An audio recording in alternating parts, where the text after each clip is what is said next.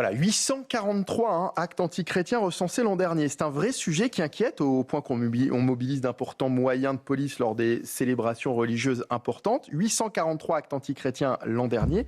Et pourtant, Arnaud, personne n'en parle. Non, on n'en parle pas beaucoup parce qu'on doit considérer sans doute que les chrétiens étant majoritaires, eh ben, ils n'ont pas grand-chose à craindre. J'imagine que c'est pour ça que les gens n'en parlent pas. Alors que Vous croyez que c'est pour ça ? Bah oui, j'imagine. C'est quand même triste que la France, pas la République, mais la France qui est la fille aînée de l'Église, il y ait des actes anti-chrétiens dans les cimetières, dans les églises, des dégradations. C'est regrettable, surtout que la chrétienté a quand même, il y a eu des éléments négatifs, mais il a apporté quand même beaucoup de choses pour la France. C'est-à-dire que la France n'est pas née simplement avec la République, elle est née avec c'est les rois qui ont fait la France et aussi le catholicisme, et le protestantisme après avec des persécutions. Mais il faut se souvenir et j'ai toujours regretté que dans la Constitution européenne, on n'ait pas rappelé que l'héritage, peut-être pas les racines, mais l'héritage chrétien de l'Europe, c'est quand même quelque chose qui est normal, c'est quelque chose qui est une évidence historique qu'il y a un héritage chrétien en Europe, et cet héritage chrétien doit être chéri et doit être enseigné, et les lieux de culte, les églises doivent être préservés parce que ça fait partie de notre identité nationale, même si on n'est pas chrétien. Amine Elbaï, pourquoi est-ce que j'ai regardé avant de venir tout à l'heure, j'ai fait un petit peu, je fais mon travail, mes cahiers de vacances. Pourquoi est-ce que sur les autres chaînes info, on ne parle pas des moyens mis en place, des renforts de police mis en place ce week-end de l'Assomption devant les églises, devant les lieux de culte chrétiens? Pourquoi est-ce qu'on ne parle pas de ces 843 actes antichrétiens recensés l'an dernier? Je me pose la question. Vous savez, le problème est culturel. Moi, je pense que le nombre d'actes antichrétiens se compte en millions dans ce pays, puisque la France, qui, comme l'a très bien rappelé Arnaud Clarfer, en actes antichrétiens en millions sur une année. Oui, parce que pour moi, le premier acte antichrétien, vous voyez, c'est la désertion de la messe dominicale. Oui, d'accord. Voilà. Après, ça, c'est un acte antichrétien. Oui, bien sûr. Après, lorsqu'on parle de 843 actes antichrétiens, là, on parle d'agression. Vous avez raison, bien sûr, c'est un fait. Mais moi, je parle d'actes qui sont condamnables. Les actes physiques, ces 843 actes physiques antichrétiens, finalement, n'existeraient pas dans une société qui n'aurait pas pour autant renoncé à ce qu'elle est. Vous parlez tout à l'heure, effectivement, de la démission culturelle. Pourquoi on n'en parle pas dans les autres médias? Pourquoi nos responsables politiques ne s'en émeuvent pas plus que cela? Parce que finalement, il y a une forme de démission partagée. Regardez aujourd'hui, dans un certain nombre de communes, on a totalement délaissé tout ce patrimoine culturel chrétien. Dans certaines banlieues, on préfère donner des subventions à des clubs de football pour acheter la paix sociale au quartier plutôt que pour rénover ces magnifiques églises que constituent notre patrimoine et qui ont été construites avant 1905. Après, il est vrai que leur entretien incombe à la commune et coûte beaucoup trop cher. Mais moi, par exemple, je vais vous dire une chose. Moi, je suis de confession musulmane. Et j'ai eu l'occasion de faire mes années collège dans un internat catholique à Sainte-Marie, Cassel. C'est un internat qui a fermé parce que le diocèse de Lille n'a plus d'argent, parce que ça coûte beaucoup trop cher, parce qu'il n'y a pas assez de Français qui se rendent à la messe, parce qu'il n'y a pas assez de dons à l'église, parce qu'aujourd'hui, la société a perdu... dans ses racines, dans ses valeurs, et bien effectivement, le don de soi, le rapport au sacré, le rapport à la transcendance. Alors, pas que l'Église, la nation peut être un sacré, mais regardez la manière dont nos églises sont totalement vides pour comprendre aujourd'hui que ce chiffre de 843 actes antichrétiens, finalement, ne vaut rien face à ce qu'est la désertion de notre rapport, en tout cas, à l'histoire culturelle chrétienne. Voilà, on a totalement délaissé cela, et CNews fait partie de ces dernières chaînes résistantes qui est capable d'arrêter un JT pour proposer aux Français de découvrir ce qu'est notre magnifique patrimoine culturel chrétien. Et je trouve que ça, c'est beau, parce que CNews fait le travail que ne fait plus le service public. Moi, quand j'ai entendu Madame Bachelot, ancienne ministre de la Culture, nous expliquer que la désertion culturelle et le fait qu'une église en France est abandonnée ou dégradée tous les 15 jours, eh bien, ça ne la gêne pas plus que ça, me choque. Voilà, moi, ça m'indigne profondément. Parce que si on veut rétablir tous les mots MAUX de la société, il faut justement recréer un canal de communication et la sauvegarde de ce qu'a été l'histoire culturelle chrétienne dans l'histoire de France nous permet en tout cas de donner les premiers signes d'avant-coureur. Qu'en est-il, Arnaud Klarsfeld, qu'en est-il de la question finalement de la répression? Qu'en est-il de la question aujourd'hui pénale de ces actes antichrétiens? Tout à l'heure, on parlait d'antisémitisme. On disait que l'antisémitisme n'était pas une opinion, que c'était un délit. Pour les actes antichrétiens, c'est exactement la même chose. Mais est-ce qu'il y a réellement des condamnations qui tombent aujourd'hui lorsqu'on s'en prend à un chrétien dans notre pays? Je n'ai pas regardé les statistiques, mais en tous les cas, le ministère de l'Intérieur, tant au niveau de l'antisémitisme qu'au niveau des actes antichrétiens, semble faire le travail nécessaire. Maintenant, les condamnations, il faut voir quelles sont leur envergure.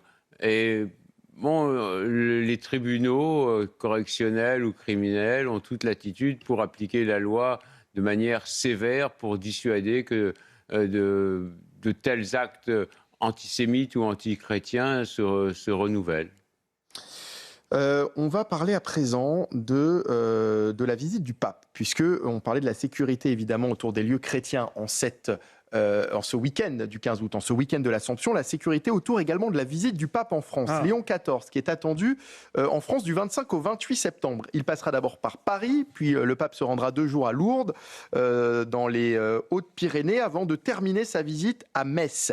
CNews a pu se procurer un télégramme de la Direction générale de la police nationale qui concerne les moyens qui seront mis en place pour cette visite. On va en parler avec Pierre Crépy qui vient de nous rejoindre à nouveau sur le plateau de Punchline. Bonsoir Pierre. On connaît donc désormais un peu mieux l'ampleur du système de protection qui va entourer Léon XIV. À quoi faut-il s'attendre concrètement ? Alors, tous les chiffres et les données qui nous proviennent viennent du télégramme de la Direction générale de la police nationale que CNews a pu se procurer. Au total, 850 renforts de police à Metz et à Lourdes au total. Donc, quand on parle de renforts, c'est-à-dire en plus des effectifs de police déjà présents sur place. Donc, 600 policiers s'ajouteront à Metz, 250 environ à Lourdes sur ces 3 étapes, donc du 25 au 28 septembre. Précisons que, par exemple, pour ce qui est de Lourdes, les 250 policiers vont arriver dès le 23 septembre pour pouvoir justement préparer les repérages et pouvoir préparer le terrain avant la visite du pape. Ce qui est intéressant aussi, au fond, c'est la diversité des moyens qui sont mis en place. Ça va aller du ciel jusqu'au sol. Nous avons des drones, c'est une technologie qui se développe beaucoup. Eh bien, les drones seront utilisés pour sécuriser la venue du pape. Un avion caméra qui va pouvoir scanner la foule et vérifier le danger. Mais pour scanner une foule, il faut aussi être à l'intérieur. Donc, nous aurons des policiers qui seront en civil au milieu de la foule pour repérer les dangers, mais également des agents en uniforme qui se compteront par centaines et qui vont pouvoir encadrer le cortège. Alors j'imagine qu'il y aura également des moyens de sécurité inédits ou plus puissants peut-être que ceux qu'on a pu voir dans le passé ? Tout à fait. En tout cas, il y en a un qui a retenu mon attention, c'est le véhicule anti-drone du RAID. Son nom, c'est Vador. C'est une technologie qui a encore été très peu mise en application et donc elle le sera aujourd'hui, donc du 25 au 28 septembre pour la venue du pape Léon XIV. On peut également préciser que pour les renforts de police dont on a parlé, ils viennent essentiellement du nord et de l'ouest de la France, mais aussi de la région parisienne.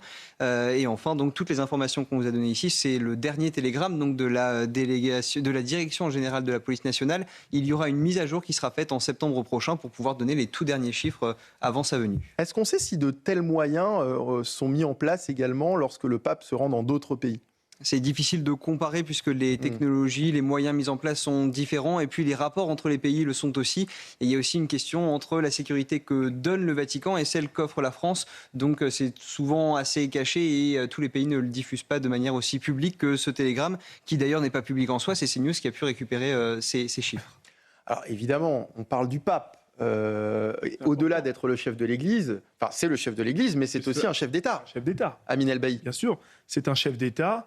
et il doit être respecté en tant que tel. Et là, c'est savoir- un dispositif de sécurité tel que celui qu'on peut mettre en place pour une visite de chef d'État. Oui, absolument, parce que effectivement, l'arrivée du pape n'est pas anodine. D'abord, son arrivée brasse énormément de monde, et je suis assez fier aujourd'hui que l'avenue du pape puisse quand même concentrer un certain nombre d'énergies et attiser encore aujourd'hui énormément de foule.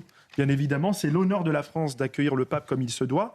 Il en va aussi de la sauvegarde, de la sécurité publique, de l'ordre public, parce que, évidemment, il ne va pas s'en rappeler que les foules peuvent attirer aujourd'hui un certain nombre d'actes. N'oublions pas que la France a relevé encore assez récemment son plus haut niveau d'alerte terroriste, alerte Vigipirate. Donc nous ne sommes pas à l'abri d'une attaque terroriste et nous ne sommes pas non plus à l'abri d'un certain nombre de désordres. Donc effectivement, à situation exceptionnelle, mesure exceptionnelle, surveillance aérienne par des drones, surveillance terrestre. Et il faut aussi souligner l'extrême mobilisation des forces de l'ordre, parce que cette année, ils vont vivre une année extrêmement surmobilisée, avec les élections présidentielles, les différentes manifestations dans le contexte social et évidemment la venue des chefs d'État. Il va falloir à un moment donné aussi songer à réfléchir à récompenser et mieux reconnaître le travail des forces de l'ordre qui ne connaissent plus du tout de week-end, ils n'ont plus de congés et aujourd'hui ils sont mobilisés matin, midi, soir et les week-ends pour assurer la sécurité de tous. Arnaud Klarsfeld, la visite du pape, évidemment, c'est un véritable sujet, parce que c'est pas que c'est inédit, mais en tous les cas, c'est rare qu'un pape se rende en France. Souvenez-vous de la visite de son prédécesseur, du pape François, qui était venu à Marseille, mais qui, à ce moment-là, avait bien précisé qu'il ne venait pas en France, mais qu'il se rendait à Marseille. Là, c'est vraiment une visite d'État du pape Léon XIV dans notre pays. C'est un dispositif qui paraît important, mais qui est, somme toute, tout à fait normal.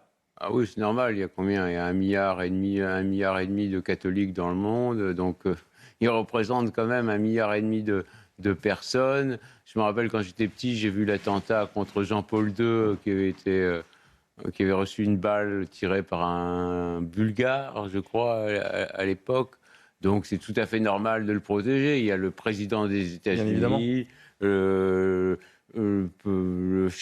chef russe, le chef chinois et le pape. Ça fait partie des personnes les plus importantes au monde, même si le pape n'a plus les divisions qu'il avait sous Jules II, qui a été une puissance à la fois spirituelle mais aussi temporelle. Jules II faisait la guerre, ou Clément à l'époque, à la Renaissance. Donc, mais d'ailleurs, en dehors du côté normal de protéger le pape. Évidemment, en dehors du côté religieux, que représente aujourd'hui le pape sur le plan diplomatique ?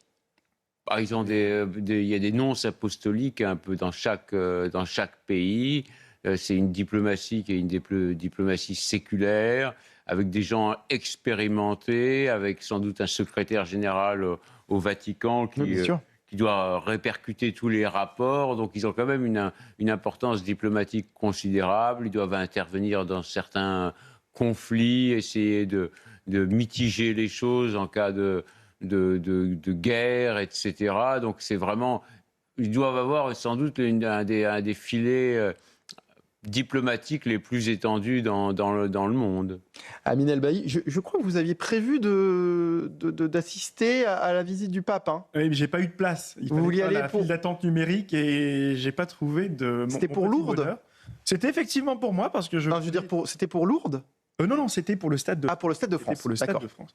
Mais vous savez, moi, j'attends quand même beaucoup de la venue du pape parce que vous avez raison, c'est aussi le chef d'État, le chef du Vatican, et il amène avec lui dans ses bagages, dans sa valise, les valeurs cardinales qui guident les valeurs morales de l'Église. Et je trouve d'ailleurs cette venue très courageuse, mais aussi nécessaire au regard du contexte particulier de notre temps. Pas plus tard qu'hier, le Conseil constitutionnel a validé, par exemple, la loi relative à la mort. Vous savez, on peut mourir, on peut aider aujourd'hui un certain nombre de personnes au suicide assisté, ce qui pose un certain nombre de questions éthiques. Évidemment. Il a un rôle à jouer de ce côté-là aussi. Et je sais que l'Église a un rôle à jouer, un rôle énorme, notamment à l'approche des élections présidentielles. Il n'est pas trop tard, en tout cas, pour rattraper le drame.